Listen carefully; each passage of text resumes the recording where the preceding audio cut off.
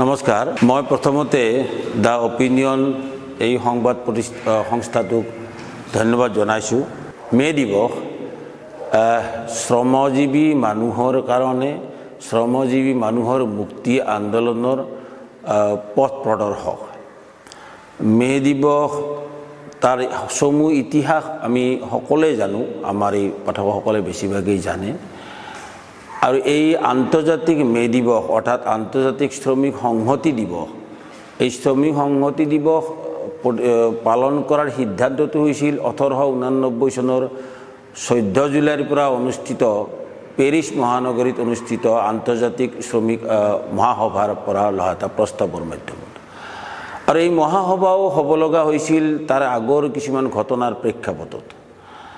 এই কথা আৰু ইমান ইতিহাস দীঘলীয়া কৰিব খোজা নাই, কিন্তু আমি এইটো কথা নিশ্চিতভাৱে জানো আৰু ইতিহাসৰ সকলো পাঠকে জানে যে সমগ্ৰ বিশ্বৰ জনগণৰ সন্মুখত 1848 চনৰ এখন দাৰ্শনিক বা পুথিৰ মাধ্যমত, যাক আমি কমিউনিষ্ট মেনিফেষ্টো বুলি কওঁ, এই কমিউনিষ্ট মেনিফেষ্টো প্ৰকাশ হৈছিল। যি মেনিফেষ্টোৰ ৰচনা কালত যথেষ্ট গৱেষণা কৰি কাৰ্ল মাৰ্কছ আৰু ফ্ৰেডৰিক এংগেলছ দুয়োগৰাকী মনীষী দাৰ্শনিকে তাক প্ৰস্তুত কৰিছিল। কাৰ্ল মাৰ্কছে তাক সম্পূৰ্ণৰূপে তাৰ গুৰি ধাৰণা ধৰিছিল। এই কমিউনিষ্ট মেনিফেষ্টো প্ৰকাশ হোৱাৰ পাছত 1848 চনত তাৰ পাছৰ পৰাই বিশ্বত ইতিমধ্যেই যে পুঁজিবাদী ব্যৱস্থাই শ্ৰমজীৱী মানুহৰ ওপৰত যি অন্যায় অবিচাৰ নমাই আনিছিল তাৰ বিৰুদ্ধে সামান্য কৰি প্ৰতিবাদ হোৱা আৰম্ভ কৰিছিল। এই প্ৰতিবাদী কণ্ঠক এটা সুশৃংখল পথত লৈ যোৱাৰ কাৰণে কমিউনিষ্ট মেনিফেষ্টোৱে এটা দিশ নিৰ্ণয় অৰ্থাৎ এটা মাইলৰ খুঁটি হিচাপে প্ৰতিষ্ঠা হৈছিল। আৰু কমিউনিষ্ট মেনিফেষ্টোৰ এই প্ৰভাৱৰ ফলতে পৰৱৰ্তী সময়ত বিভিন্ন পুঁজিবাদী উন্নত দেশসমূহত শ্ৰমিক শ্ৰেণীৰ ওপৰত চলা অন্যায় অবিচাৰৰ বিৰুদ্ধে শ্ৰমিক শ্ৰেণীয়ে সংঘটিত হ'বলৈ ধৰিছিল। আৰু এই সংঘটিত আন্দোলনেই এটা সময়ত গৈ আমেৰিকাৰ চিকাগো চহৰত, যি চিকাগো চহৰ হৈছে শিল্পৰ কেন্দ্ৰস্থল আমেৰিকাৰ, সেই সময়ছোৱাৰ আমেৰিকা যুক্তৰাষ্ট্ৰৰ চিকাগো চহৰ হৈছে ইণ্ডাষ্ট্ৰিয়েল বেল্ট, এটা শিল্প সম্পৰ্কীয় খণ্ড। আৰু তাতেই শ্ৰমিক শ্ৰেণীয়ে তীব্ৰ প্ৰতিবাদ আৰম্ভ কৰিছিল, অন্যান্য সকলো প্ৰতিবাদৰ এটা কেন্দ্ৰস্থল আছিল। আৰু সেই চিকাগো চহৰত 1886 চনৰ প্ৰথম 1 মে দিনাখন এটা ধৰ্মঘট আৰু ধৰ্মঘটকাৰীৰ ওপৰত গুলীবৰ্ষণ হ'ল। ইয়াৰ প্ৰতিবাদত আকৌ শ্ৰমজীৱী মানুহ হাজাৰে হাজাৰে ওলাই আহিল। 3 আৰু 4 মেত বিশাল সমাৱেশত ষড়যন্ত্ৰ কৰি শাসক গোষ্ঠীয়ে তাতে বোমাবৰ্ষণ কৰালে। বোমাবৰ্ষণৰ মিছা অভিযোগ জাপি দি শ্ৰমিক নেতা 4গৰাকীক ফাঁচি দিলে। এই এটা চমু ইতিহাস 1886 চনৰ ঘটনা। আৰু সেই ঘটনাৰ আলম লৈয়ে পৰৱৰ্তী সময়ত সমগ্ৰ বিশ্বৰ শ্ৰমজীৱী মানুহে ঐক্যবদ্ধ হৈ 1889 চনৰ 14 জুলাই এটা বিশেষ দিন, এইটো বাষ্টাইল দুৰ্গৰ পতনৰ দিন। আৰু সেই 14 জুলাই দিনাখনৰ পৰা অনুষ্ঠিত হৈছিল ফ্ৰান্সৰ পেৰিছ চহৰত বিশাল মহাসভা। এই মহাসভাই সিদ্ধান্ত গ্ৰহণ কৰিলে যে 1 মেত ধৰ্মঘটক কেন্দ্ৰ কৰি যিহেতু ঘটনা ঘটিছে, 1 মে তাৰিখটোৱে সমগ্ৰ বিশ্বতে আন্তৰ্জাতিক শ্ৰমিক সংহতি দিৱস হিচাপে পালন কৰা হ'ব। এই এক চমু ইতিহাস। কিন্তু ইয়াৰ যি বাণী, ইয়াৰ যে বাৰ্তা, এই বাৰ্তাৰ তাৰ প্ৰয়োজনীয়তাটো বা সাম্প্ৰতিক তাৰ গুৰুত্বটো প্ৰতি বছৰে বৃদ্ধি পাই আছে। সেই সময়ছোৱাৰ পৰা 1889 চনৰ পৰা আজিলৈকে বিশ্বৰ যত যিমান শ্ৰমজীৱী মানুহ, শোষিত মানুহ আছে, শোষিত বঞ্চিত আৰু নিৰ্যাতিত মানুহে মে দিৱসটো তেওঁলোকৰ এটা নিজস্ব দিৱস হিচাপে পালন কৰি আহিছে। আৰু প্ৰতি বছৰে এই মে দিৱস হিচাপে পালন কৰা হয়। কিন্তু প্ৰতি বছৰেই মে দিৱসে নতুন নতুন তাৎপৰ্য বহন কৰি আছে। মে দিৱসে যি ধৰণে কমিউনিষ্ট মেনিফেষ্টোৰ আধাৰত শ্ৰেণী সংগ্ৰামৰ পথ প্ৰশস্ত কৰিছিল, শ্ৰমজীৱী মানুহ, কৃষিজীৱী মানুহ, মেহনতি মানুহৰ ওপৰত শাসক গোষ্ঠীৰ যি অন্যায় অবিচাৰ শোষণ, ইয়াৰ বিৰুদ্ধে প্ৰতিবাদী কণ্ঠক সোচ্চাৰ কৰিছিল, সেই মে দিৱসৰ বাণীৰ হাৰগত কৰিয়েই আজিও সেই প্ৰতিবাদী কণ্ঠ জাগ্ৰত হৈ আছে আৰু প্ৰতি বছৰে এই ধৰণে মানুহ ওলাই আহি আছে। আমি বিশ্বৰ বিভিন্ন দেশত এই ধৰণে হাজাৰে হাজাৰে মানুহ লক্ষ লক্ষ মানুহ মে দিৱসৰ দিনাখন ৰাজপথত ওলাই আহে, শ্ৰমজীৱী মানুহে মে দিৱস পালন কৰে। ভাৰতবৰ্ষতো পালন কৰি অহা হৈছে, অসমতো পালন কৰি অহা হৈছে, আমি ইয়াতো পালন কৰিম। অসমত মে দিৱস দুটা মত আছে। এইটো 1935 চনত ডিগবৈৰ যি তৈলনগৰী তাতো পালন কৰা, প্ৰথমতে পালন কৰা বুলি কয় কিছুমান ইতিহাসবিদে, আৰু কিছুমানে কৈ আছে ধুবুৰী জিলাৰ মেছ ফেক্টৰীতে যি শ্ৰমিক ইউনিয়ন আছিল তেওঁলোকে প্ৰথমতে মে দিৱস পালন কৰিছিল। যিয়ে নহওক এই মে দিৱস অসমতো এতিয়ালৈকে পালন হৈ আছে। আমি আজিৰ সময়ত যিটো আটাইতকৈ গুৰুত্বপূৰ্ণ ঘটনা হৈছে যে এই মে দিৱসৰ আলোকত যি মুহূৰ্ততে শ্ৰমজীৱী আৰু অন্যান্য মানুহে অন্যায় অবিচাৰৰ বিৰুদ্ধে সংগ্ৰাম কৰি আছে, সেই সময়ছোৱাত শাসকবৰ্গ মৰিয়া হৈ লাগিছে যাতে এই ধৰণৰ প্ৰতিবাদী কণ্ঠক ৰুদ্ধ কৰিব পৰা যায়।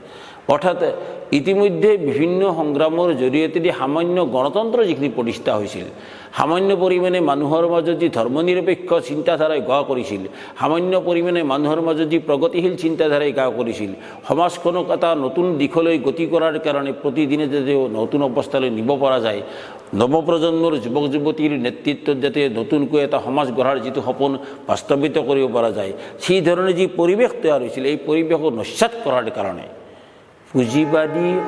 পুঁজিবাদী ব্যৱস্থাৰ ৰক্ষকসকল, বুদ্ধিজীৱী, পুঁজিবাদী ব্যৱস্থাৰ ৰক্ষক বুদ্ধিজীৱী, পুঁজিবাদী ব্যৱস্থাৰ ৰক্ষক ৰাজনীতিবিদ, পুঁজিবাদী ব্যৱস্থাৰ ৰক্ষক তথাকথিত দাৰ্শনিক, তথাকথিত অৰ্থনীতিবিদ, তেওঁলোকে মৰিয়া হৈ উঠি পৰি লাগিলে যে এই ব্যৱস্থাটো, এই গণতন্ত্ৰ ধ্বংস কৰিব লাগিব, এই ব্যৱস্থাক বন্ধ কৰিব লাগিব। আৰু সেইকাৰণেই পৰৱৰ্তী সময়ত আমি দেখিলোঁ 1991 চনৰ পৰা ভাৰতবৰ্ষত বিশ্বত নিঅ' লিবাৰেল ইকনমি আহিল। সমগ্ৰ বিশ্বতে নব্য উদাৰবাদী অৰ্থনীতি নীতি, যি অৰ্থনীতি নীতিৰ মূল কথাটোৱে হৈছে শোষণটোক নতুন ধৰণে শোষণ ব্যৱস্থাটোক প্ৰৱৰ্তন কৰা। আৰু এই অৱস্থাই আজি আমাৰ ভাৰতবৰ্ষত বৰ্তমানে আমি দেখিলোঁ যে নব্য উদাৰবাদী অৰ্থনৈতিক নীতি প্ৰৱৰ্তন কৰাৰ পাছত আমাৰ দেশৰ শ্ৰমজীৱী মানুহৰ ওপৰত আৰু বেছি অন্যায় অবিচাৰ আৰম্ভ হ'ল। শ্ৰমজীৱী মানুহৰ গণতান্ত্ৰিক অধিকাৰ খৰ্ব কৰা হৈছে, শ্ৰমজীৱী মানুহৰ অধিকাৰবিলাক কৰ্তন কৰাৰ ব্যৱস্থা হৈছে। আৰু এতিয়া শেহতীয়াভাৱে বৰ্তমান যি শাসকবৰ্গ, ৰাজনৈতিক নাম যাৰ বিজেপি, আৰু অৰ্থনৈতিকভাৱে ভাৰতবৰ্ষত এতিয়াও একচিতীয়া পুঁজিপতিসকলে আমাৰ দেশখন চলাই আছে, ইয়াৰ একেবাৰে চাক্ষুষ প্ৰমাণ আমি সন্মুখত দেখিছোঁ। সেই পুঁজিবাদী ব্যৱস্থাৰ ৰক্ষকসকলে আৰু তাৰ ৰাজনৈতিকভাৱে ভাৰতীয় জনতা পাৰ্টীৰ নেতৃত্বাধীন যি চৰকাৰ, এই চৰকাৰখনে এতিয়া শ্ৰমজীৱী মানুহৰ ইতিমধ্যে অৰ্জিত সামান্যতম অধিকাৰখিনিও খৰ্ব কৰাৰ কাৰণে নতুন নামাকৰণ আনিছে। শ্ৰম আইনবিলাক সংশোধন কৰি তাক শ্ৰম কোডলৈ ৰূপান্তৰ কৰিব বিচাৰিছে। শ্ৰম কোড, শ্ৰম আইন নহয়। মই এইখিনি কথা একেবাৰে খৰতকীয়াকৈ ক'লোঁ, কিন্তু শ্ৰদ্ধেয় ৰাইজ, আমি এইখিনিতে জনাব বিচাৰিম যে পুঁজিবাদী সমাজ ব্যৱস্থা, যি ব্যৱস্থাই জনসাধাৰণৰ সমস্যা সমাধান কৰাৰ দাবী কৰে, যি ব্যৱস্থাই সকলো অংশৰ মানুহৰ বিকাশৰ কথা কয়, যি ব্যৱস্থাৰ আধাৰতেই বৰ্তমানৰ শাসকবৰ্গই বিকাশৰ শ্লোগান দি আছে, এই ব্যৱস্থাক সম্পূৰ্ণৰূপে উদঙাই দি নঙঠা কৰি দি আমাৰ সন্মুখত ছবি আনিছে যে কি ধৰণে আজিৰ তাৰিখতো শ্ৰমিকসকলে নিজৰ প্ৰাপ্যৰ পৰা বঞ্চিত হৈ আছে, কি ধৰণে কৃষকসকলৰ মাটিৰ অধিকাৰৰ পৰা কৃষকক বঞ্চিত কৰাৰ ষড়যন্ত্ৰ চলি আছে। পুঁজিবাদী সমাজ ব্যৱস্থাই সমস্যা সমাধান কৰাত ব্যৰ্থ হৈছে। নিবনুৱা সমস্যা, খাদ্যৰ নিৰাপত্তাৰ সমস্যা, খাদ্য নিৰাপত্তা, মানুহৰ শিক্ষাৰ অধিকাৰ, মানুহৰ চাকৰি পোৱাৰ অধিকাৰ, মানুহৰ বাসস্থানৰ অধিকাৰ, মানুহৰ স্বাস্থ্য ৰক্ষাৰ অধিকাৰ, চিকিৎসাৰ অধিকাৰ, এই সকলোবিলাক অধিকাৰৰ ক্ষেত্ৰতেই পুঁজিবাদী ব্যৱস্থা ব্যৰ্থ হৈছে। এই কথা এতিয়া আৰু সূৰ্যৰ পোহৰৰ দৰে স্পষ্ট হৈ পৰিছে। বিভিন্ন দেশৰ ঘটনা, ভাৰতবৰ্ষৰ ঘটনাও তাকেই প্ৰমাণ কৰি আছে। এই ব্যৰ্থ পুঁজিবাদী ব্যৱস্থা আৰু এই পুঁজিবাদী ব্যৱস্থাই এতিয়া এটা ব্যৱস্থাগত সংকটত নিমজ্জিত হৈছে, ছিষ্টেমিক ক্ৰাইচিছত নিমজ্জিত হৈ পৰিছে। কাৰণ ই যিমানেই চেষ্টা নকৰক কিয়, ই আৰু মানুহৰ এই মৌলিক সমস্যা সমাধান কৰিব পৰা নাই, বৰঞ্চ সমস্যা প্ৰতিদিনে বৃদ্ধি পাইছে। নিবনুৱা সমস্যা প্ৰতিদিনে বৃদ্ধি পাই আছে। এই কথা কিমান পৰিমাণে বৃদ্ধি পাইছে এই তথ্য সহকাৰে বিভিন্ন তথ্য প্ৰকাশিত হৈছে। এই কথা সকলো ৰাইজে জানে, অসমৰ ৰাইজেও জানে। আজিৰ তাৰিখত আমাৰ দেশত যি নিবনুৱা ভয়াৱহ নিবনুৱা সমস্যা তাৰ কিছুমান জ্বলন্ত উদাহৰণ আমি তো দেখিবলৈ পাইছোঁ। 1200 চাকৰি ওলায় আৰু চাকৰি প্ৰাৰ্থী চাকৰিৰ কাৰণে ইণ্টাৰভিউ দিয়া মানুহৰ সংখ্যা হ'লে 12 লাখ। গতিকে তাৰ পৰাতো অনুমান কৰা যায় যে নিবনুৱা সমস্যা কিমান ভয়াৱহ ৰূপ হয়। 500টা ক'ৰবাত পোষ্ট ওলায়, চাকৰি প্ৰাৰ্থী হয় পৰীক্ষা দিয়া মানুহৰ সংখ্যা হয় 5 লাখ। গতিকে এই কথাটো আৰু আমি অসমৰ মানুহক বুজাব নালাগে। গতিকে নিবনুৱা সমস্যা কি ভয়াৱহ ৰূপ ধাৰণ কৰিছে। এই নিবনুৱা সমস্যা সমাধানত পুঁজিবাদী ব্যৱস্থা সম্পূৰ্ণ ব্যৰ্থ হৈছে। আন এটা পৰিৱেশ আমি লক্ষ্য কৰিছোঁ যে যি ধৰণে এই সমস্যাবিলাক গতি কৰিছে, সমস্যাবিলাকৰ সমাধানৰ কাৰণে মানুহ যি ধৰণে জাগ্ৰত হ'ব ধৰিছে, সেই একেই সমস্যাৰে পুঁজিবাদী ব্যৱস্থাৰ বিভিন্ন ষড়যন্ত্ৰৰ মাধ্যমত তেওঁলোকে জনসাধাৰণক আভুৱা ভাৰী ভণ্ডামীৰ মাজেদি হওক বিভিন্ন প্ৰকাৰে হওক আভুৱা ভাৰী তেওঁলোকে ৰাজনৈতিক ক্ষমতা হস্তান্তৰ কৰাৰ ব্যৱস্থা কৰি আছে। গতিকে এফালেদি যেনেকৈ এটা পৰিৱৰ্তনৰ এটা মানুহে বিচাৰিছে আৰু পৰিৱৰ্তনৰ কামে আগবাঢ়িছে, ঠিক তেনেকৈ এই পৰিৱৰ্তনক বাধা দিয়াৰ কাৰণে পুঁজিবাদী ব্যৱস্থাৰ বিভিন্ন পৰিকাঠামো ব্যৱহাৰ কৰি পেলাই আজি তাক বাধা দিয়াৰো ব্যৱস্থা চলিছে। গতিকে এফালেদি আমি ক'বলৈ গ'লে সোঁপন্থী ৰাজনীতিয়ে এফালেদি গা কৰি আছে। অতি সম্প্ৰতি যোৱা সময়ছোৱাত যিবিলাক নিৰ্বাচন হ'ল বিশ্বৰ ভিতৰতো বা ভাৰতবৰ্ষতো ভাৰতবৰ্ষৰ যি 8ম 18 সংখ্যক লোকসভা অনুষ্ঠিত হৈ গ'ল নিৰ্বাচন, তাতো আমি দেখিলোঁ যে ইমান সমস্যাৰ পাছতো কিন্তু সমস্যাৰ ভাৰাক্ৰান্ত মানুহকেই আভুৱা ভাৰী তেওঁলোকৰ পৰাই ভোট লৈ পেলাই আজি শাসনৰ গাদীত বহিল ভাৰতীয় জনতা পাৰ্টীৰ নেতৃত্বাধীন চৰকাৰ, যি চৰকাৰ সম্পূৰ্ণৰূপে ভাৰতবৰ্ষৰ পুঁজিপতিসকলৰ স্বাৰ্থ ৰক্ষা কৰি এখন চৰকাৰ। একেই সময়তে আমেৰিকাত দেখিলোঁ আমি ট্ৰাম্পৰ নিচিনা সেই একেবাৰে দাম্ভিক দানৱ এজনে গৈ পেলাই আৰু শাসনৰ গাদীত বহিল। কিন্তু একেটা সময়তেই বিশ্বৰ কিছুমান দেশত বাওঁপন্থী প্ৰগতিশীল চিন্তাধাৰাৰো কিন্তু অৱস্থান গ্ৰহণ হৈছে। সি লেবানন হওক, ইফালে শ্ৰীলংকা হওক। শ্ৰীলংকাতো আমি দেখিলোঁ মানুহৰ এই পৰিৱৰ্তনে মানুহৰ মাজত থকা ক্ষোভে এটা বহিৰূপ ধাৰণ কৰিলে আৰু শ্ৰীলংকাত আজি এটা তুলনামূলকভাৱে এটা প্ৰগতিশীল আৰু বাওঁপন্থী চিন্তাধাৰাৰ ৰাষ্ট্ৰপতি শাসন তাৰ নেতৃত্বাধীন চৰকাৰ এখন চলিছে, যাতে তাত পাৰ্লিয়ামেণ্টতো সংখ্যাগৰিষ্ঠ লাভ কৰিছে আৰু তাতে সেই ধৰণৰ চৰকাৰ এখন প্ৰতিষ্ঠা হৈছে। সেইধৰণে বিশ্বৰ কেইবাখনো দেশত, লেবাননকে ধৰি বিভিন্ন দেশত আজি এই ধৰণৰ বাওঁপন্থী বা প্ৰগতিশীল চিন্তাধাৰাৰো অভ্যুত্থান ঘটিছে। অৰ্থাৎ এফালেদি আমি সম্ভাৱনাৰ এটা জোৱাৰ দেখিছোঁ আৰু আনফালে এই সম্ভাৱনাক বাধা দিয়াৰ কাৰণে এটা চূড়ান্ত প্ৰতিক্ৰিয়াশীল শক্তিৰো উত্থান আমি দেখিছোঁ। এফালে যেনেকৈ প্ৰতিক্ৰিয়াশীল শক্তিৰ উত্থান হৈছে, আনফালে কিন্তু সম্ভাৱনা এটা পৰিৱেশো কিন্তু ইয়াতে তৈয়াৰ কৰিছে। এটা দুই বিপৰীত শক্তিয়ে গা কৰি আৰম্ভ কৰিছে আৰু এই ক্ষেত্ৰত শ্ৰমজীৱী মানুহৰ দায়িত্ব অধিক হৈ পৰিছে আৰু মে দিৱসে নিশ্চিতভাৱে ইয়াক আমাক সহায় কৰিব। আমি এই সুযোগতে আমি নিশ্চয় শ্ৰদ্ধা জনাব লাগিব এই শ্ৰমজীৱী মানুহৰ অধিকাৰ ৰক্ষাৰ সংগ্ৰামত যিসকলে প্ৰাণ আহুতি দিলে। আমি নিশ্চয় এই সময়ছোৱাত এই শ্ৰদ্ধা জনাম। আজি কিছুদিন আগতে এই যোৱা 22 এপ্ৰিল তাৰিখে আমাৰ ভাৰতবৰ্ষৰ কাশ্মীৰত পেহেলগামত সন্ত্ৰাসবাদীৰ আক্ৰমণত যিসকল নিহত হ'ব লগা হ'ল, যিসকল ব্যক্তি নিহত হ'ব লগা হ'ল, আজি কিছুমানে কৈছে 28 জন, কিছুমানে 26 জন কৈছে, তাতকৈও সংখ্যা অধিক হ'ব পাৰে। নিৰীহ মানুহক এই যে সন্ত্ৰাসবাদী শক্তি এটাই নিহত কৰিছে, এই সন্ত্ৰাসবাদক কিন্তু পুঁজিবাদী ব্যৱস্থাই কিন্তু সদায় সাৰপনি যোগান দি থাকে। আমি সেইকাৰণে পুঁজিবাদৰ বিৰোধী।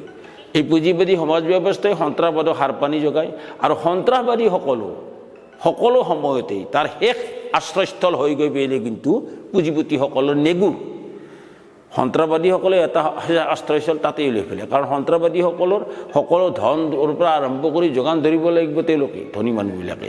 গতিকে সকলো সময়তে সন্ত্ৰাসবাদী শক্তি শ্ৰমজীৱী মানুহৰ, প্ৰগতিশীল মানুহৰ, মেহনতি মানুহৰ কিন্তু শত্ৰু। আৰু সেই অৰ্থতে এই সন্ত্ৰাসবাদ নিৰ্মূল হোৱাটো আমি আজি বিচাৰিছোঁ আৰু এই মে দিৱসৰ সেইকাৰণে আমি অন্যতম আহ্বান হৈছে সন্ত্ৰাসবাদ নিপাত যাওক। আনফালেদি আমি একেই ধৰণতে আমি আবেদন জনাইছোঁ যে শ্ৰমজীৱী মানুহৰ অধিকাৰ ৰক্ষাৰ হকে শ্ৰমিকৰ লগতে সমাজৰ অন্যান্য মেহনতি মানুহ, অন্যান্য নিষ্পেষিত মানুহক ঐক্যবদ্ধ কৰি এটা ঐক্যবদ্ধ প্ৰচেষ্টাও চলিছে আজি ভাৰতবৰ্ষত 42টাতকৈ অধিক শ্ৰমজীৱী সংগঠনে সন্মিলিতভাৱে কৃষিজীৱী সংগঠনে সন্মিলিতভাৱে শ্ৰমিক কৃষক আৰু কৃষি শ্ৰমিকৰ এটা বৃহৎ ঐক্য গঢ়ি উঠিবলৈ সৃষ্টি হৈছে আৰু এই ঐক্যই ইতিমধ্যেই ভাৰতবৰ্ষৰ পুঁজিবাদী চৰকাৰখনক পুঁজিপতি নেতৃত্বাধীন চৰকাৰখনক এটা ভাল ঠেক্কা লগাইছে 14 মাহ ধৰা আন্দোলনৰ মাজেৰে অসমৰ কৃষকৰ মাজে সেই শিক্ষা প্ৰদান কৰিছে একেই ধৰণে বিগত সময়ছোৱাত আজি 22টাকৈ ধৰ্মঘট কৰি সংগঠিত কৰিছে ভাৰতবৰ্ষৰ শ্ৰমিক শ্ৰেণী ঐক্যবদ্ধভাৱে এই চৰকাৰখনৰ অন্যায় আৰু অবিচাৰৰ বিৰুদ্ধে প্ৰতিবাদ কৰিবলৈ গৈ এতিয়া 23 সংখ্যক ধৰ্মঘট হ'বলৈ গৈ আছে অহা 20 মে তাৰিখে গতিকে এইবাৰৰ মে দিৱসৰ মাজেদি আমি সকলো শ্ৰমজীৱী মানুহক আবেদন জনাম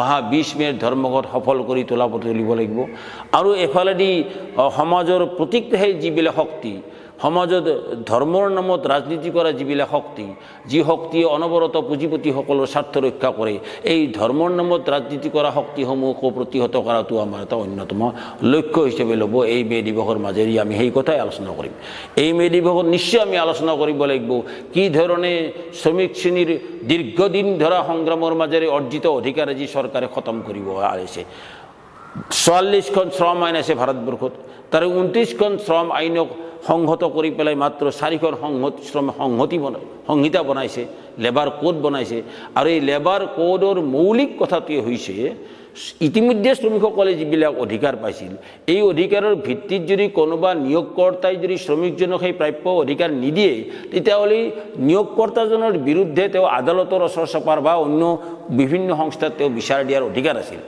এতিয়া শ্ৰম কোডৰ মাধ্যমত সেই অধিকাৰটোকে নোহোৱা কৰিব অৰ্থাৎ প্ৰজিকিউটিভ পাৱাৰ খতম কৰি দিব তুমি দৰমহা দিয়া না কাৰোবাক পেমেণ্ট অফ ৱেজেছ এক্টৰ আধাৰত তেওঁ ক'ৰবাত অথৰিটিক কমপ্লেইন দিব পাৰিছিল গতিকে আগতে সেই কমপ্লেইন দিয়াৰ ব্যৱস্থা এতিয়া কমপ্লেইন আপুনি দিব পাৰিব কিন্তু কমপ্লেইনৰ ভিত্তিত ব্যৱস্থা ল'ব লগা হ'লে এনেকুৱা এটা মেৰপেক তাতে লগাই দিছে যাতে কোনো অৱস্থাৰে শ্ৰমিকজনে তাৰ প্ৰাপ্য দৰমহাটো নাপায় এই ধৰণৰ কিছুমান নতুন নতুন ব্যৱস্থাৰ মাজেৰে শ্ৰম কোড আনা হৈছে এই শ্ৰম কোডে স্বাভাৱিকভাৱেই ইতিমধ্যে দীৰ্ঘদিন ধৰি সংগ্ৰামৰ মাজেৰে অৰ্জন কৰা যি শ্ৰমিকৰ অধিকাৰ শ্ৰমিকৰ কৰ্মনিৰাপত্তা কৰ্মস্থলীত সুৰক্ষা শ্ৰমিকৰ ছুটিৰ সুবিধা শ্ৰমিকৰ বোনাছৰ সুবিধা শ্ৰমিকৰ গ্ৰেচুইটিৰ সুবিধা শ্ৰমিকৰ দৰমহা পোৱাৰ সুবিধা মাহৰ মূৰত দৰমহাটো পোৱাৰ অধিকাৰ যিটো পেমেণ্ট অফ ৱেজেছ এক্টত লিখা থাকে ইণ্ডাষ্ট্ৰিয়েল ডিছপুট এক্ট বুলি এখন